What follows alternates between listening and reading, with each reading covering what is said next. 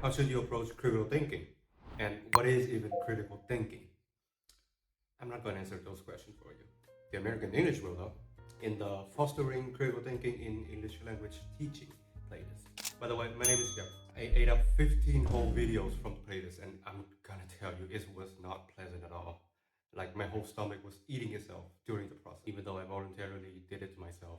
And from it, I've learned way more things about critical thinking that I could have ever imagined before I watched the playlist. And this is my review. So overall, the playlist discusses the whole applying critical thinking in the English education environment, showing different ways for the teacher and students to choose to reach the best performance possible. So as I watched the whole 15 videos, I came across two pretty interesting ones. A lot of 21st century skills mentioned, and a few complaints.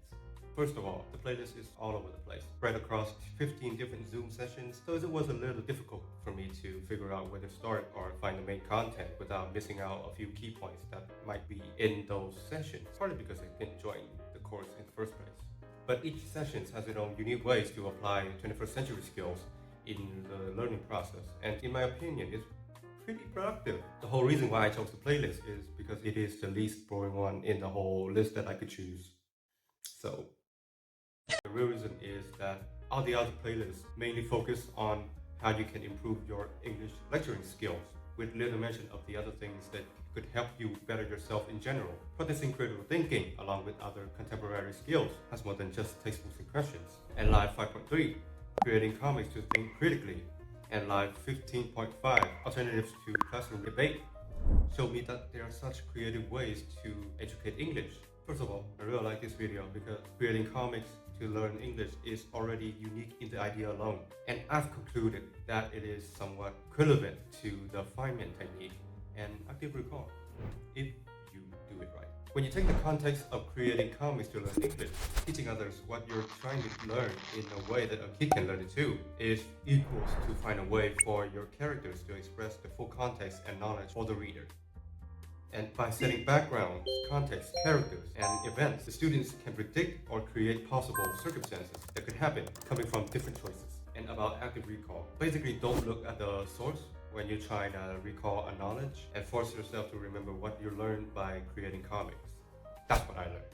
And next one about the Live 15.5, according to Miss Stephanie, debates can be useful to create engagement and build competitiveness among the students. However, debate doesn't fit when we are discussing the 21st century skills like critical thinking, communication, collaboration, flexibility, and social skills. Some alternatives that she suggested are point of view variables, which topics or questions would work best with my students, and how would you scaffold this question for them. Next one is put the students in different scenarios, like share the strength with the group and utilize the best tools and resources available. To me, these makes me care more about my students' preference and interests and can be more open-minded about how I can help them learn. And by having an open mind, these alternatives help students to share knowledge, boost creativity, critical thinking skill, conversational skill, and collaborative skill to solve certain problems. So in the end, the playlist definitely brought me some new wave to my understanding of critical thinking in language teaching, replacing plain cramming with letting the students utilize these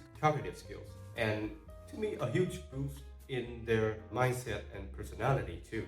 Some of these videos did remind me of back when I was still squeezing vocabularies for a test, later finding out that I can be different by listening to niche artists like Kendrick Lamar and Travis Scott.